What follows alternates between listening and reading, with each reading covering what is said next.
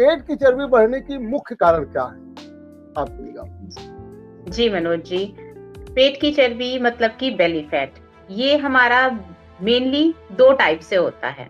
एक तो जो फैट हमारा बढ़ता है वो विस्रल फैट बढ़ता है, दूसरा हमारा जो फैट होता है वो सबक्यूटेनियस फैट होता है। विस्रल फैट जो हमारे मेन एब्डोमेन में ऑर्गन्स होते हैं, लिवर है, पैंक्रियाज है, हमारा स्प्लीन है, स्टमक है, हार्ट है, इन सब के ऊपर जो हमारा फैट जमा होता है, ठीक है, वो हमारा कहलाता है विस्रल फैट। ठीक है, अभी हमारा दूसरा फैट जैसे मैंने बात किया सबक्यूटेनियस फैट, तो सबक्यूटेनियस फैट जो हमारी स्किन के नीचे का फैट होता है, जस्ट स्किन के नीचे जो लेयर आती है फैट की, वो सबक्यूटेनियस फैट होती है। ठीक है, अब जैसे आपका क्वेश्चन जो है कि मेन रीजन, मुख्य वजह क्या है पेट की चर्बी बढ़ने का, तो बेसिकली इसको हम मेनली अगर बोलें तो 5 मेन रीजंस में हम इसको डिवाइड कर सकते हैं कि रीजंस क्या होते हैं। सबसे पहला रीजन हमारा होता है स्ट्रेस हार्मोन।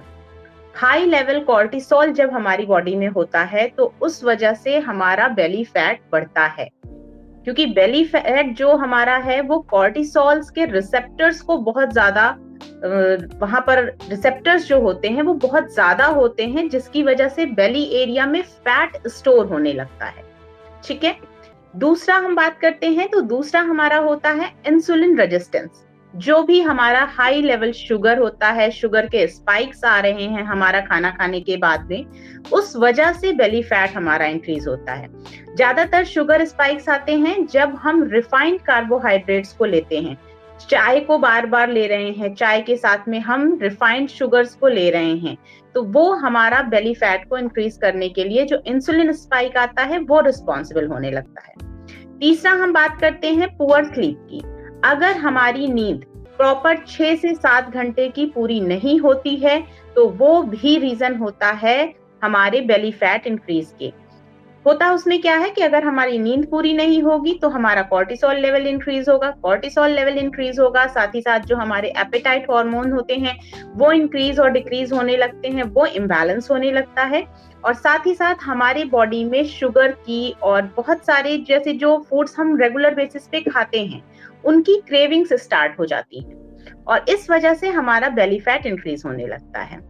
अब हम बात करते हैं अगर, तो हमारा सबसे एक मेन जो रीजन है वो है एक्सरसाइज या फिजिकल एक्टिविटी की बात करें। मूवमेंट हमारा लो है, हम एक्सरसाइज नहीं प्रॉपर कर रहे, हमारी फिजिकल एक्टिविटी नहीं है, तो वो भी हमारे बेली फैट को इंक्रीज करने का रीजन होता है। आगे हम और बात कर सकते हैं इस चीजों में, जैसे गट इश्यूज हैं।